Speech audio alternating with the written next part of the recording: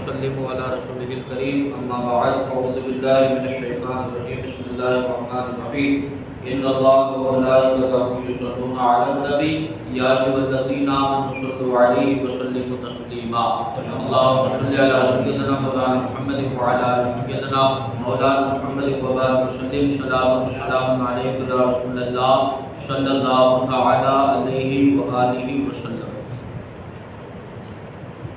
آپ حضرات نے وضو کا مکمل بیان سماعت فرمایا، اب اس کے بعد ہے غسل کا بیان۔ اللہ تعالیٰ قرآن مجید میں ارشاد فرماتا ہے بسم اللہ الرحمن الرحیم وَإِن كُنتُمْ جُنُوبًا فَاطَّهَّرُوا، اگر تم جنوب ہو تو خوب پاک ہو جاؤ یعنی غسل کرو۔ اگر تم ناپاک ہو تو خوب پاک ہو جاؤ یعنی غسل کرو۔ ایک اور مقام پر اللہ ارشاد فرماتا ہے یا ایھا الذین آمنوا لا تقربوا الصلاۃ وانتم سکارى حتى تعلموا ما تقولون ولا جنوبا الا عابر سبیل حتى تغتسلوا۔ اے ایمان والو، نشے کی حالت میں نماز کے قریب نہ جاؤ یہاں تک کہ سمجھنے لگو جو کہتے ہو، اور نہ حالت جنابت میں جب تک کہ تم کیا ہے غسل نہ کر لو، مگر سفر کی حالت میں کہ وہاں پانی نہ ملے تو بجائے غسل کے کیا ہے تم تیمم کرو۔ حدیث مبارکہ میں ہے، بخاری شریف کی حدیث ہے کہ حضرت عائشہ صدیقہ رضی اللہ تعالیٰ عنہا سے مروی ہے رسول کریم صلی اللہ علیہ وسلم جب جنابت کا غسل فرماتے تو ابتدا یوں کرتے۔ حضور کے غسل کرنے کا طریقہ یہ ہوتا کہ ابتدا یوں کرتے کہ پہلے ہاتھ دھوتے پھر نماز کی طرح وضو کرتے۔ حضور پہلے ہاتھ دھوتے پھر نماز کی طرح وضو کرتے، پھر انگلیاں پانی میں ڈال کر ان سے بالوں کی جڑیں تر کرتے۔ بالوں کی جڑیں کیا ہے؟ حضور پانی میں انگلیاں ڈال کر کیا ہے بالوں کی جڑیں تر کرتے یعنی گیلی کرتے۔ پھر سر پر 3 لوگ پانی ڈالتے، 3 چلو پانی کیا ہے حضور اپنے سر پر ڈالتے، پھر تمام جلد کے اوپر کیا ہے پانی بہاتے، پھر تمام چمڑی پر کیا ہے یعنی پورے جسم کے اوپر حضور کیا ہے پانی بہاتے۔ حضرت علی شیر خدا رضی اللہ تعالیٰ عنہ سے روایت ہے کہ رسول کریم فرماتے ہیں کہ جو شخص غسل جنابت میں ایک بال کی جگہ بے دھوئے چھوڑ دے گا تو اس کے ساتھ آگ سے ایسا ایسا کیا جائے گا یعنی عذاب دیا جائے گا۔ جو شخص کیا ہے حالت غسل میں ایک بال کے برابر کی جگہ چھوڑ دے گا تو اس کو کیا ہے عذاب دیا جائے گا۔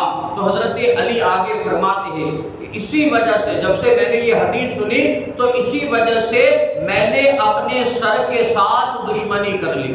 میں نے اپنے سر کے ساتھ دشمنی کر لی یعنی میں نے اپنے سر کے بال منڈا ڈالے، یعنی سر کے اوپر ایک بھی بال نہیں رکھا، بال کو کیا ہے منڈا ڈالے کہ بالوں کی وجہ سے کوئی جگہ سوکھی نہ رہ جائے۔ تو حضرت علی کیا ہے اکثر و بیشتر کیا ہے اپنے بال منڈا دیا کرتے تھے۔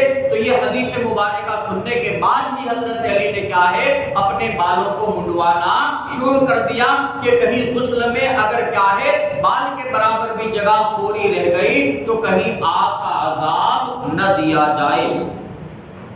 ام المومنین حضرت عائشہ صدیقہ سے روایت کی کہ وہ فرماتی ہے کہ نبی کریم صلی اللہ علیہ وسلم غسل کے بعد وضو نہیں فرماتے۔ کچھ لوگوں کی عادت ہوتی ہے کہ وہ غسل کرنے کے بعد بھی اگر نماز کا ارادہ ہوتا ہے یا جمعہ پڑھنے کے لیے آتے ہیں تو غسل کرنے کے بعد بھی دوبارہ وضو کرتے ہیں، پھر کیا ہے نماز جمعہ کے لیے یا کسی اور نماز کے لیے آتے ہیں۔ تو حالانکہ غسل میں کیا ہے وضو ہو ہی گیا، غسل جو کیا آپ نے اس کے اندر وضو آ ہی گیا تو دوبارہ اب وضو کرنے کی ضرورت نہیں ہے۔ آپ نے غسل کیا تو آپ اس غسل سے چاہے اتنی نمازیں پڑھ سکتے ہیں۔ تو لہذا حدیث مبارکہ میں ہے کہ حضور غسل کے بعد کیا ہے وضو نہیں فرماتے۔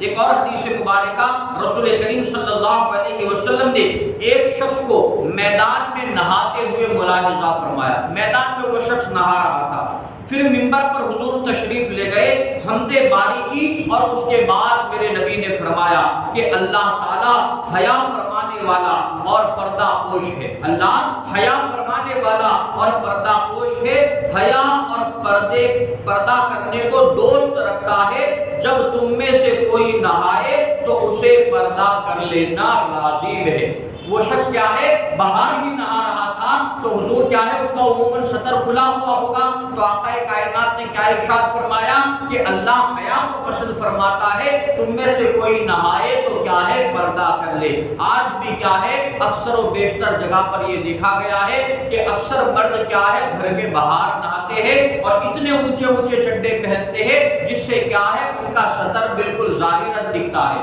ظاہر میں ان کا سطر دکھتا ہے۔ تو اس طرح نہانا کیا ہے، حرام ہے۔ دوسروں کو سطر دکھانا یہ بھی حرام ہے اور کسی کا سطر دیکھنا یہ بھی حرام ہے۔ لہذا کیا ہے، پردے کا اہتمام کر کے ہی کیا ہے، غسل کیا جائے۔ اللہ تبارک و تعالی ہم سبھی کو عمل کرنے کی توفیق